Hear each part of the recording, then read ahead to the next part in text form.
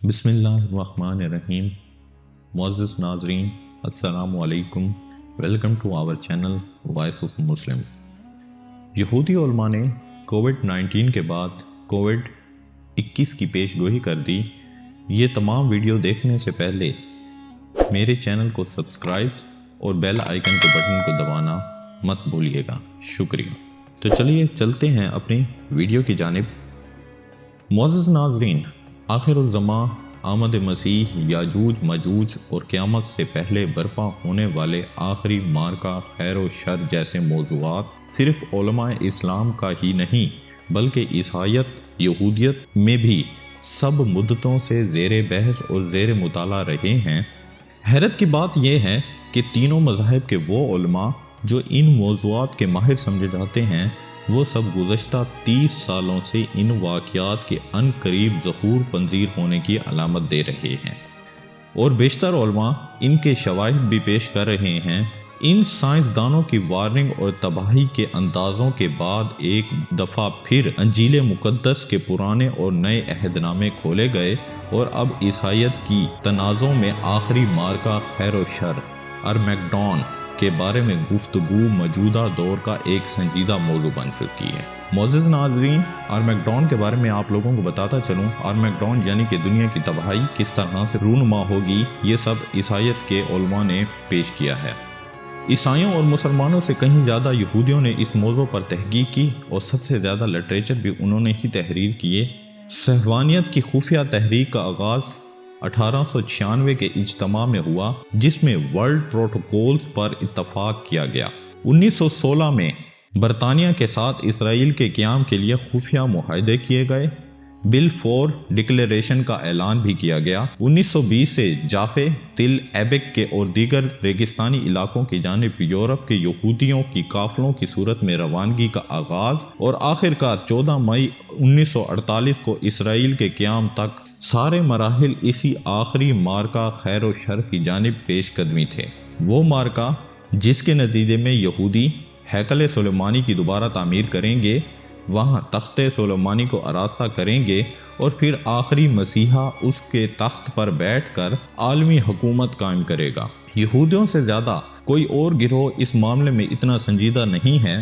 اس عقیدے پر ایمان کی بنیاد پر لاکھوں یہودی دنیا کی ترقی یافتہ ملکوں میں اپنی پرآسائش رہائش گاہوں اور بڑے بڑے کاروباروں کو چھوڑ کر آج اسرائیل میں آ کر آباد ہو چکے ہیں۔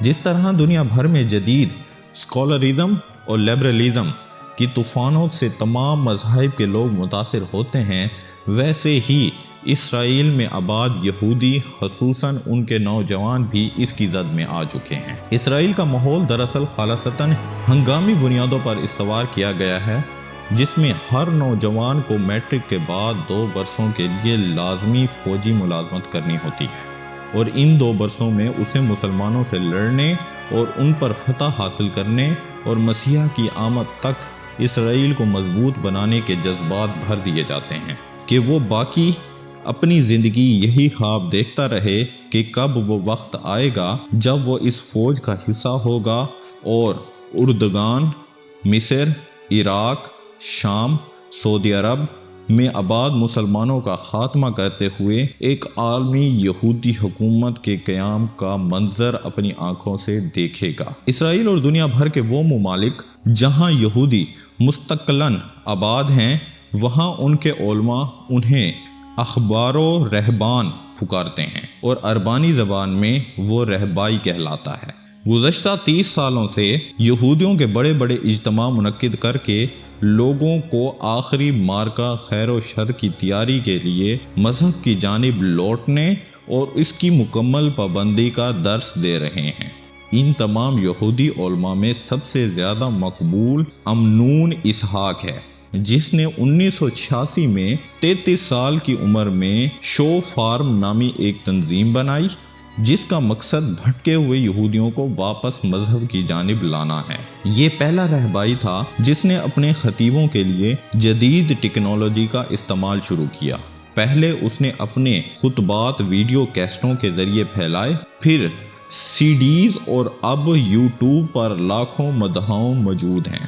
تنظیم کے ابتدائی 4 سال بعد وہ مقبول ہو چکا تھا کہ اسے سننے کے لیے لوگ سٹیڈیم بھرنے لگے تھے۔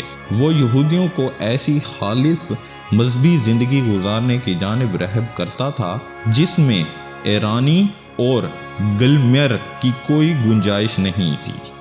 اس نے 2011 میں یروشلم کی ٹیلی ویژن سینٹر کے سامنے اپنے ہزاروں پیروکاروں کی موجودگی میں 1000 ٹیلی ویژن سیٹ توڑنے کا مظاہرہ کیا۔ آج سے 6 سال قبل دنیا بھر کے یہودی علماء 4 چاند کے اس قدیم تصور کے تحت اس بات پر بحث کر رہے تھے کہ آئندہ 3-4 سالوں میں یہودیوں پر بہت برا وقت آنے والا ہے اور پھر اس کے بعد ہماری آخری فتح ہوگی۔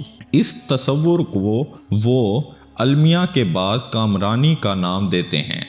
وہ یہودی تاریخ سے ایسی بے شمار مثالیں دیتے ہیں جس پر مظالم کے پہاڑ ٹوٹے، جس کے بعد اللہ نے انہیں فتح و نصرت سے ہمکنار کیا۔ اس کی سب سے بڑی دلیل جو یہودی پیش کرتے ہیں وہ اسپین میں 1942 میں اسبیلا کے اقتدار میں آنے کے بعد یہودیوں پر ٹوٹے جانے والے مظالم سے دیتے ہیں۔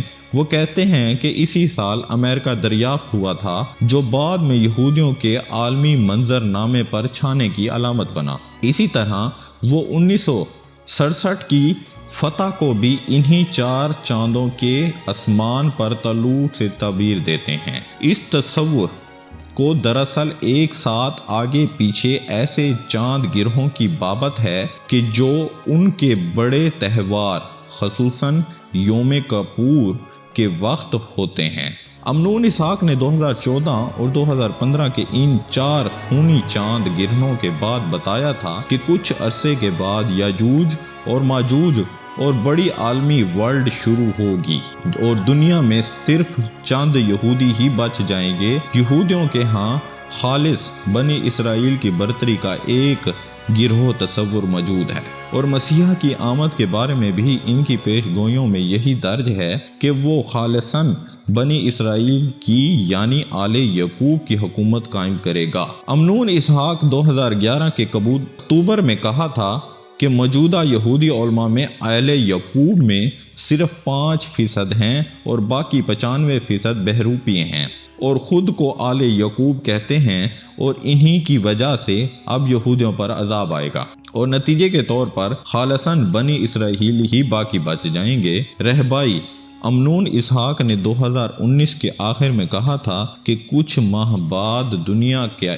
ایک بہت بڑے وائرس کا شکار ہو جائے گی، اور اس کے مطابق یہ وائرس دراصل عیسائی دنیا کی عالمی ایجنڈا 21 ہے۔ کرونا وائرس نے اس کی پیشگوئی سچ ثابت کر دی۔ اس نے پھر 28 مئی 2020 کو کہا تھا کہ پہلی کرونا کی لہر ختم ہو جائے گی اور پھر اس کے بعد اکتوبر میں دوسری لہر شروع ہوگی اور دوسری لہر کے 9 ماہ کے بعد مسیح کے آنے کا دور شروع ہوگا، اور اس نے تورات کی آیات کا حوالہ دیتے ہوئے کہا کہ جب تک رومانی زوال پذیر نہیں ہوتے یعنی کہ یورپ کا خاتمہ نہیں ہوتا، مسیح نہیں آئے گا۔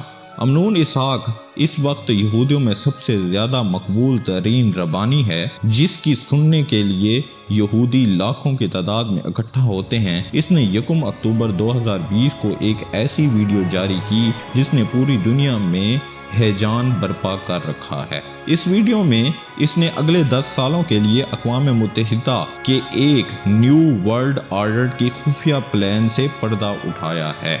دوستو، بزرگوں، معزز ناظرین، یہ وہ علماء ہیں جو اپنے یہودیت کی بنا پر مسلمانوں کے خلاف ایک پروپیگنڈا بنا رہے ہیں